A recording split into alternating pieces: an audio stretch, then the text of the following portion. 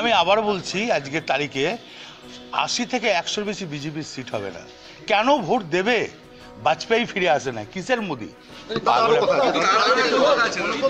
যেটা বলার ছিল সেটা হচ্ছে ঝাড়গ্রামে কৈলাস বিজয়বর্গীর সাথে যাচ্ছে ওখানে রাজনৈতিক কর্মসূচি কে চোর? দাদা শান্তন বসু কালকে পরশুদিন বীরভূমে। আপনাকে পরিষ্কার বলছি, বীরভূম জেলার মানুষ তাড়া করে মারবে, যে বলেছে তাকেই মারবে।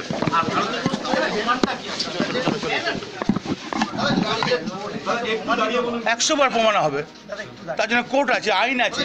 দাদা অসিত মালিকই দাঁড়াচ্ছে এখন, আপনার কি? ওটা পার্টি সিদ্ধান্ত নেবে, শতাব্দীর ব্যাপারে কিছু পার্টি সিদ্ধান্ত নেবে, পার্টির বাইরে কেউ না। দাদা আপনি যে বলেছিলেন যে আপনার যেটা বলেন আর কি, যে গুড় বাতাসা। দেখুন, আমি আবার বলছি, সামনে ইলেকশন, 42-এ 42 হবে। মমতা ব্যানার্জি যা উন্নয়ন করেছে, উর্বর জমি পড়ে আছে, যত রকমের বাড়ি পড়ে তত রকমের পড়বে।